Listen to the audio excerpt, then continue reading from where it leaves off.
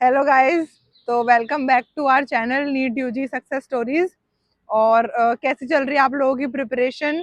बाकी जो मेरी पिछली वाली वीडियोस थी उस पर काफ़ी सारे क्वेश्चंस आए थे, तो एक बार मैं क्वेश्चंस को एड्रेस कर देती हूँ जिससे कि आपके डाउट सॉल्व हो जाएं और आप फिर से अच्छी तरह से अपनी प्रिपरेशन स्टार्ट कर पाएं।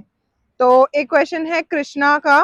उसने पूछा है दी 11th वेस्ट तो नहीं है, 70% सिलेबस कंप्लीट हुआ है, तो क्या 12th समझ आ जाएगा।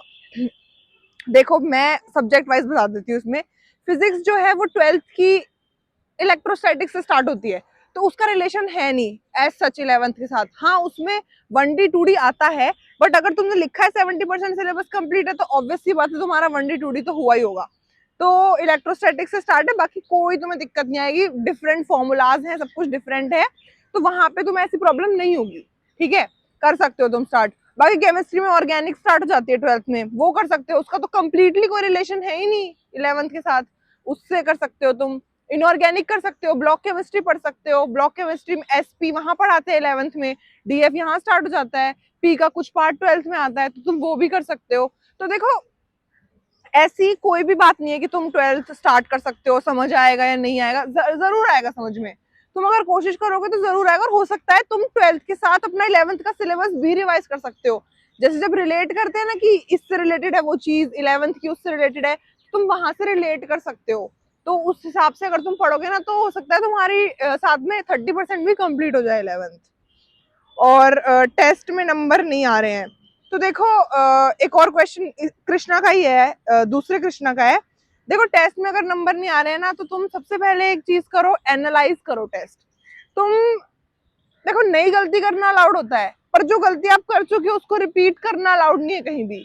तो तुमने पिछले टेस्ट में जो गलती करी है ना, वैसी गलती नहीं होनी चाहिए दोबारा से, क्योंकि अगर वही सेम चीज दोबारा रिपीट हो रही है तो फायदा ही क्या हुआ टेस्ट देने का। एनालाइज जब टेस्ट को करते हैं ना तो उसमें बहुत चीजें देखनी होती है। कोई क्वेश्चन तुमने की, मतलब तुम्हें लाइन से क्वेश्चन देखने हैं, ये क्वेश्चन तुमने किया, तुम्हारा सही है, तुम्हें कॉन्सेप्ट आता था। दूसरा, ये कॉन्सेप्ट, ये क्वेश्चन तुमने किया, उसका कॉन्सेप्ट आता था और तुमने मतलब किया, वो सही हो गया, ठीक है। तीसरा, तुमने किया, वो सही हो गया, पर तुम्हें कॉन्सेप्ट नहीं आता था उसका। तो मतलब ऐसे है कि हर क्वेश्चन का आंसर होना चाहिए तुम्हारे पास, फिंगर्स पे एकदम पता होना चाहिए कि कौन सा क्वेश्चन क्यों सही हुआ है और मेरे को कॉन्सेप्ट आता था या नहीं आता था। तो इस चीज का खास ध्यान रखना। और मेंटरशिप का क्वेश्चन था, वहां पे लिंक आ गई है तुम्हारे पास, तो तुम वहां से मेंटरशिप ले सकते हो। ठीक है, और बाकी कोई भी क्वेश्चन हो तो तुम यहाँ पे पूछ सकते हो मेरे से। बाकी कुछ और क्वेश्चंस थे। एक तो क्वेश्चन था फजरू खान का एक क्वेश्चन है, दीदी आपके नीट की प्रिपरेशन जीसीआई अलवर से की है क्या। हाँ, तो मैंने जीसीआई अलवर से ही की है प्रिपरेशन।